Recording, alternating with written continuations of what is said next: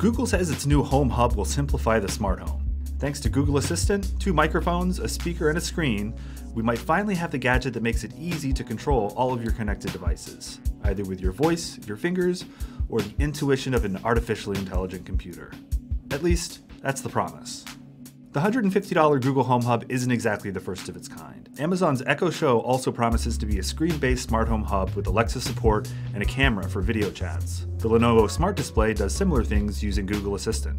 One way the Home Hub sets itself apart, though, is privacy. It doesn't have a camera.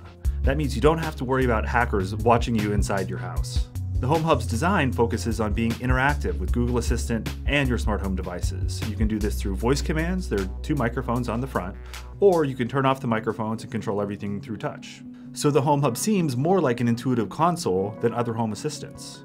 You can say, "Good morning Google," and get a personalized series of screens that tell you about your day. Weather, calendar appointments, traffic to work, that kind of stuff.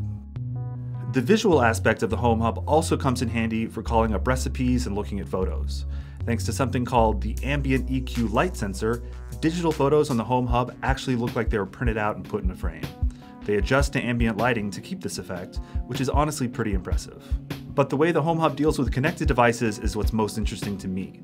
There's one view to see all your connected devices in one place, so from one screen you can control your TV, your lights, your thermostat, your smart lock. Whatever you got connected to the Home Hub is supposed to be accessible from this simple menu, no phone, no tablet.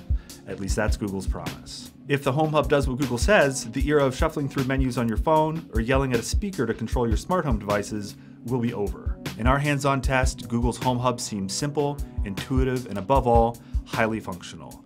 Could this gadget solve the problem of the convoluted, confusing smart home? We're going to do a full review to find out.